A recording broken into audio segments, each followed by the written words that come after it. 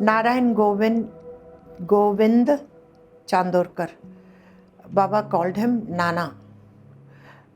He was a gazetted officer, and he was the only devotee that Baba called.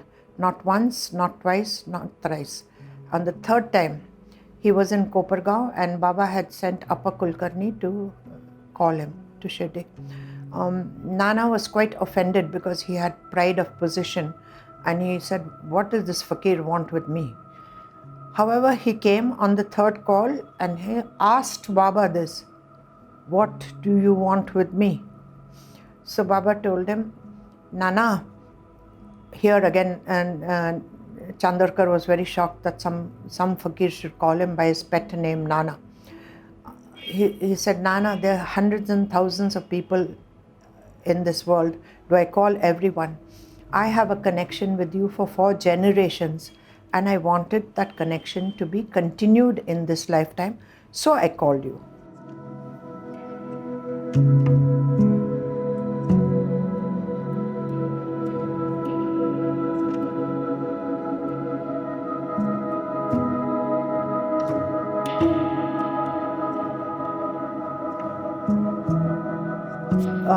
Nana, though he was rather portly, he loved to go up and visit temples. Once he goes up to Harishchandra mountain, there is a temple up there, and as he's climbing, he gets extremely thirsty, and it is a barren land and there's not a human being in sight. At that time, he says, "I wish Baba was here. If Baba was here, he would have given me a palm full of water." So the constable who was with him said, "Well, Baba's not here, so he can't give you water." The constable didn't understand that Nana's very thought was a prayer to Baba, and Baba heard it. Here in the Dwarkamai, Baba said, "Arey, my Nana's thirsty. Can we not give him a palmful of water?" And just then a beal comes down that path, and he says, "Can you give me some water?" He said, "What? You're asking me for water? Right under the stone that you're sitting on is lovely crystal clear water." So the stone is removed, and Nana's thirst is slated by the cool water that Baba had provided for him.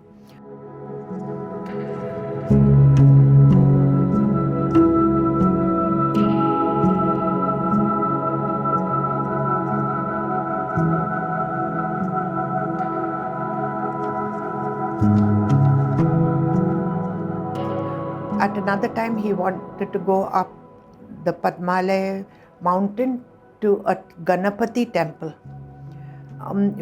Right from the start, when he started that pilgrimage, everything went wrong. The train didn't come out. The person who was to carry his samans and things did not turn up. He waited and he left, and everything went awry. Nonetheless, they started climbing. By the time it became dusk, and they knew that when they reached the temple, the pujari who was there would not be there. So as he was climbing, his stomach started growling with hunger. And then he said, "Baba, I'm really hungry. I'm not asking for much. If I could get a cup of tea at the end of my climb, that would be perfect." And as they reached near the temple, the pujari comes out and says, "Is Nana coming?" And Nana is really happy this time that somebody called out for him. He said, "I have got a cup of tea for you, so come, let's have the tea." And he hands him over a piping hot cup of tea. And Baba slates his hunger, once his thirst, and now his hunger, by providing for him.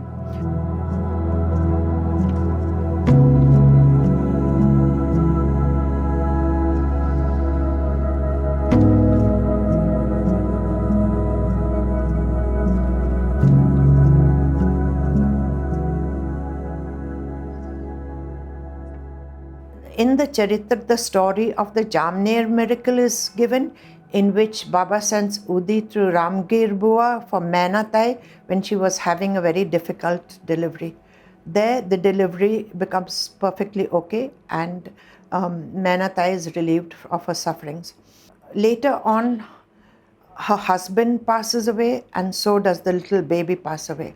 So the family come to Baba with a very long face and forlorn, and say, Baba, we are under your protection, and how did this happen? Then Baba tells Nana, I cannot prevent death. It is like asking me to bring the moon in the morning and the sun in the night. I cannot change that. So here Baba teaches him that to have so much of affection and moha for your family, one should lovingly take care of our family, but not get so involved in them that we are bent out of shape.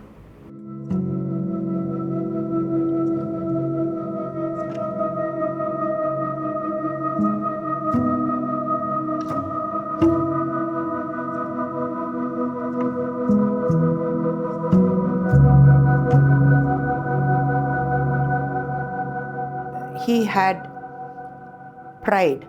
He had pride of learning. In the Charitra, it is described how he was muttering the verses from the Gita, and Baba asks him, what is he saying? And Nana thinks that Baba does not know Sanskrit. So he says, I'm repeating a verse from the Gita. And then Baba questions him about it. And then he is unable to answer. And then Baba tells him that when we question our Guru, then we shouldn't have, the intent should be pure. The intent should be a seeker of knowledge and not trying to test whether the Guru is capable of answering the question. So he explains the whole verse from the Gita to Nana, and Nana is shocked that Baba knows, not only knows Sanskrit, he can break up each word and give you all the meanings that it has. So the complete explanation of the Gita verses was done by Baba.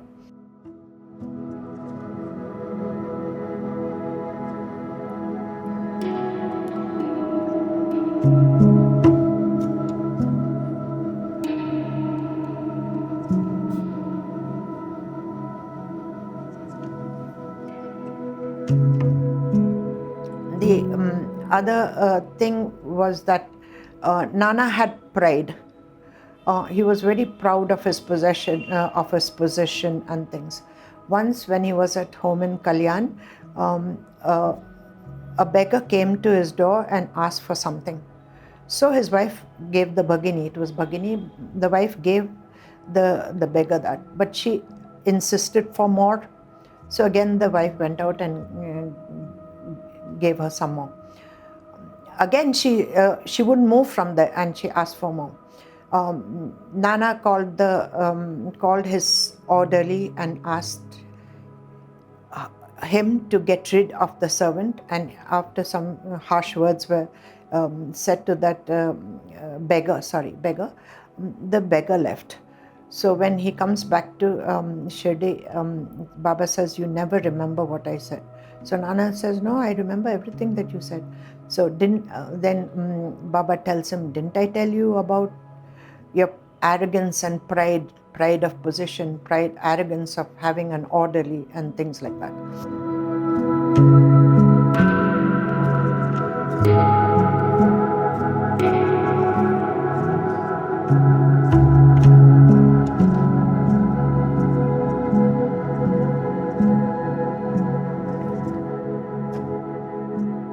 The other thing which is mentioned in the Charitra is the story of the Muslim lady coming to take darshan of Baba, in which she lifts up her veil, and Nana is smitten by her exquisite beauty, and he wants to have another look at it. When Baba slaps him on his thigh, and after the ladies leave, Baba tells Nana, gives him a very good lesson, saying, when you look at a beautiful thing, the eyes will do the work of looking. They are going to see things. When let the eyes do their work. When you see a beautiful woman like that, then appreciate the beauty of it, thanking God for having made such a beautiful human being. If suppose God is capable of doing that, how great must be God to have made all these beautiful and handsome men in this world.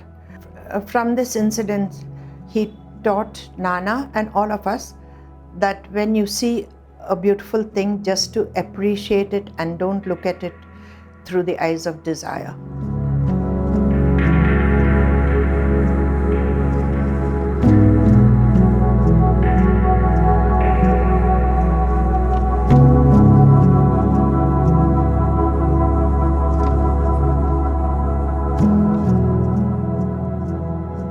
Nana used to go around Shirdi in the evening, and he used to pay the debts that Baba had. If Baba had bought oil and he had not paid the shopkeeper, he would go to the shopkeeper and pay the debts. That was something he did. However, a thought came into Nana's mind, thinking that he was the supporter, he was the person who gave money to Baba, and hence he lived. He was able to continue his daily routine. So again, here Baba teaches him a lesson. Nana had this habit of bringing huge sums of money. He would keep a lot of the money in Kopargaon and bring some of the money with him. Whenever Baba asked him for dakshina, he would give the money. Once Baba knew exactly how much money he had brought, he asked him for dakshina again and again till it was all depleted. And then he asked one more time. At that time, Nana didn't have any money and he was unable to get the money from Kopargaon. Nana, however, felt very humiliated, and he learned the lesson that Baba does not need his money for living or for any other purpose.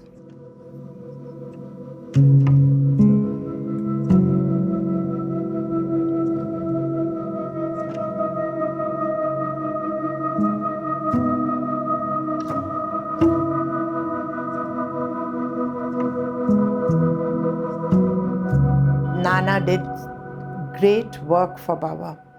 For one, he always spoke of Baba. Whatever the conversation was, he would turn it and include Baba in it, and then start talking about his Sadguru. It was on the top of his mind, and the only thing he spoke about was his Sadguru. Since he spoke to many people and he knew many influential people, he was responsible for bringing the Dabholkar to Shirdi. So we got the Satcharitra. He brought Dikshit to Shirdi. So we got Dikshitwada. And he brought many more high officials to Shirdi. So this little hamlet that was here in Shirdi became really famous all over India. The other thing that he did was he did Andan services. Somewhere near the present State Bank of India, he had made a shack so that the devotees could have food and tea and rest there. It was just a shack, but he had got his brother to look after it. He also had a Tonga services plying to and from Shirdi to Kopargaon. So when these ran during the timings of the trains, so that it was easy for the people to come to Shirdi and have darshan of Sai Baba. The other thing that he did was do active work in the Shirdi Sai Baba Samsthan.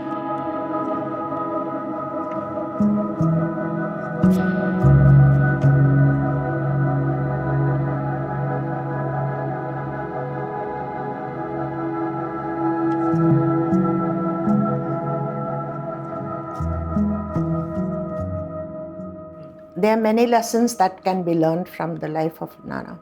The story of Menatai and the passing away of her husband and child we can take the lesson that we should not have so much of lobe towards our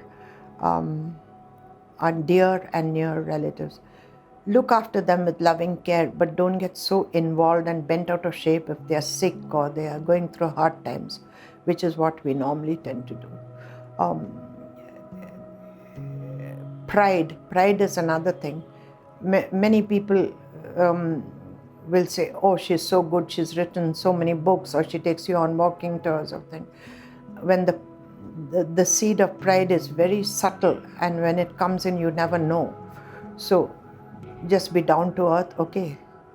Pride is something that Baba didn't like at all, be it in wealth, be it in beauty, or be it in your knowledge of things. So that is something that we should take care of right before the seed of pride sets in. Once it sets in, it's so subtle, you'll never know how proud you are. The other thing is from here, how we speak to beggars or treat beggars or people who are inferior or less fortunate than us. Sometimes we speak really harsh words and things that are hurtful. So we can learn to be more tolerant of people in general. Even after Baba's Mahasamadhi, we find a change in Nana. Although he was this towering personality, he had turned humble. He worked for the Sansthan. He worked for the devotees that came to Shirdi. And he didn't have that pride of position or the arrogance that he was a trustee of the Sansthan. This was a very notable change in Nana. In conclusion, Nana is the only devotee that Baba called 3 times. And it was worth his while that he came to Shirdi, because Nana changed so much that all the faults that Baba had pointed out in him, he had gotten rid of. And this is something that all of us should learn and appreciate.